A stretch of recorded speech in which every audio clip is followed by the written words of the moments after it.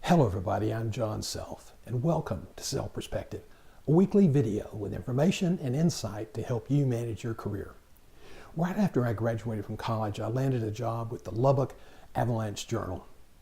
Now, for those of you who are familiar with Northwest Texas, you know that Lubbock is as flat as a board, and there's not much to have an avalanche there, so I always thought that was a great name. Their definition of a canyon was a 30-foot drop in the roadway. During my tenure as an editor at the newspaper, I moved up and became the page one editor. And right from college through this position, the one thing you always know about editing is that the most important space in a newspaper is above the fold. Because the most important stories are going to be placed in that position. Well, you know, the same thing applies to your resume. Everything that is at the top of your resume will be the first thing that's seen, just like the stories above the fold. In fact, if you look at your resume on your computer screen, and 95% of the time that's the way your resume is going to be viewed for the first time, there is sort of a concept of above the fold. Especially since most recruiters who are looking at your resumes all day don't have it at 50 or 100%, they'll blow it up to 150 or 200. So what you put at the top of the resume is extremely important. You must make that space count. Now, the first time a search consultant or prospective employer looks at your resume, first look, 20 seconds.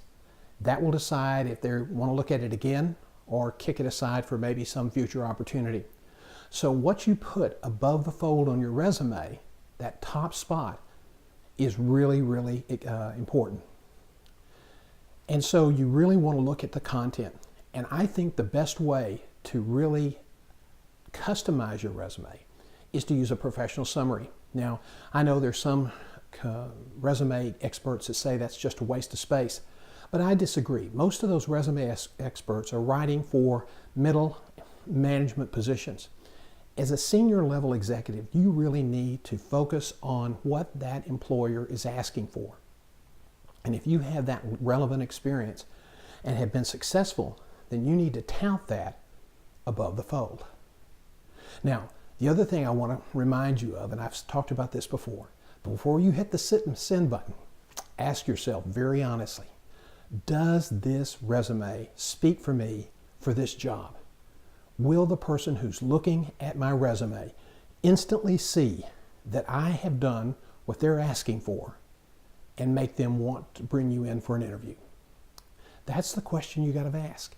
And if it doesn't really speak for you, because that's your first interview, then you need to make changes in your resume. Look, if you're out of work as an executive, you're going to get maybe 6 or 7 shots, serious shots, at a job in a 12-month cycle. So you need to make it count. What you put above the fold makes a difference. I hope that's helpful information. Thanks for watching. If you like the content, I hope you'll subscribe and give us feedback for subjects you would like us to cover. See you next week.